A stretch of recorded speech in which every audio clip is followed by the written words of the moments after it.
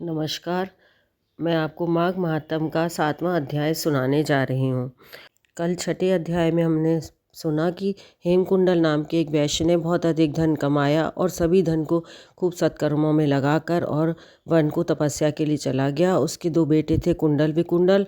वो बहुत पापी थे, दुष्ट थे। उन्होंने बहुत भोग विलास में सारा धन उसका नष्ट कर दिया और एक समय भोजन के लिए भी तरसने लगे।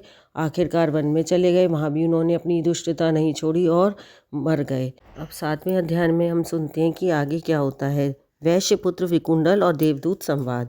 दत्तात्रेय जी बोले, चित्रगुप्त द्वारा उन दोनों का लेखा जोखा लेने पर यमराज ने दूतों को आज्ञा दी कि एक को तो घोर नरक में ले जाओ जहाँ कठिन वेदना होती है, और दूसरे को स्वर्ग में ले जाओ जहाँ उत्तम भोग है। तब यमराज की आज्ञा मान दूतों ने वैसा ही किया। हे राजन, बड़े भाई को तो रौरव नरक में फेंका जहाँ घोर कष्ट हैं, और छोटे भाई से दूत इस प्रकार सुंदर वचन बोले, हे विकुंडल, तुम मेरे साथ स्वर्ग में चलकर अपने कर्मों से किए हुए दिव्य भोगों को भोगो।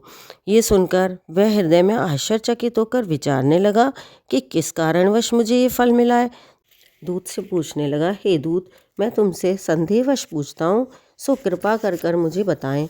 हम दोनों में एक ही कुल में पैदा हुए और एक बराबर ही समान कार्य किए थे, और हमारी मृत्यु भी एक समान ही हुई तथा यमराज के दर्शन भी साथ ही से किए।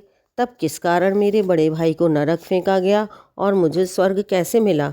विकुंडल ऐसा पूछने पर यमदूत कहने लगे, हे विकुंडल, जिस प्रकार एक वृक्ष पर अनेक प्रकार के पक्षियों का आवागमन होता है, उसी प्रकार इस संसार में पुत्र, पत्नी, बहन, भाई, माता पिता आदि का जन्म होता है और कारण समागमन होता है। हे वैश्य, मैं प्रेम पूर्वक तुमसे सब कहता हूँ। मनुष्य का जन्म तो सिर्फ कर्म फल भोगने को ही होता है। पृथ्वी पर मनुष्य जो जो काम, भक्ति, कर्म आदि करता है या अपने किए हुए अच्छे बुरे कर्म का ही फल समय समय पर बार बार भोगता है। जो जैसा कर्म करता है वैसा ही फल मिलता है। ये पूर्व जन्मों के कर्म फलों का ही योग होता है। कभी भी कोई भी मनुष्य दूसरे किसी के किए हुए कर्म का फल नहीं भोगता। पूर्व जन्म के कर्म फल के कारण ही तुम्हारा भाई अत्यंत पापों से ग्रसित होकर घोर नरक में गया है, और पूर्व जन्म के कर्म फल के कारण ही तुम धर्मात्मा सदैव स्वर्ग को प्राप्त करते हो। एक ही कर्मकर्ता अपने किए हुए शुभ अशुभ कर्म को बार बार भोगता है। कोई किसी के कर्म को प्राप्त नहीं होता, मतलब किसी के कर्म का फल किसी को नहीं मिलता, केवल अपने ही कर्म का फल मिलता है। विकुंडल ने कहा, मैंने भी इस जन्म में प्रायः पाप ही पाप किए हैं, पुण्य किए ही नहीं हैं। हे देवदूत, मैं अपने पुण्य को नहीं जानता। यदि तुम जानते हो तो कृपा कर मुझसे कहिए। दूत बोले, हे वैश्य, सुनो, जो पुण्य तुमने किया है वह मैं भली प्रकार जानता हूँ, लेकिन तुम नहीं जानते। हर मित्र का पुत्र सुमित्र वेद पाठी ब्राह्मण था। यमुना जी के दक्षिण तट पर उसका आश्रम था। हे वैश्यवर, उसकी तुमसे मित्रता हो गई थी। उसके सत्संग के प्रभाव से तुमने 2 माघ मास में सब पापों को दूर करने वाली शुभ निर्मल यमुना जी में जल में स्नान किया था। मतलब तुमने एक साथ उसके साथ मित्रता हो गई तो तुम साथ साथ चले गए उसके, और माघ का महीना था, सब पापों को दूर करने वाली निर्मल यमुना जी में तुमने स्नान कर लिया था, जिससे हे वैश्य श्रेष्ठ, एक बार के स्नान करने से तुम्हारे सारे पाप नष्ट हो गए और दूसरी बार स्नान करने से तुमने स्वर्ग प्राप्त किया। तुम इस पुण्य के प्रभाव से स्वर्ग में चिरकाल तक आनंद से सुख भोगोगे, और तुम्हारा भाई नरक में यम द्वारा दी गई यातनाएं सहेगा।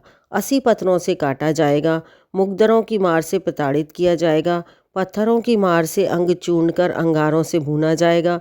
दत्तात्रेय जी बोले, इस प्रकार दूत की बात सुनकर वह भाई के दुख से अत्यंत दुखी हो गया।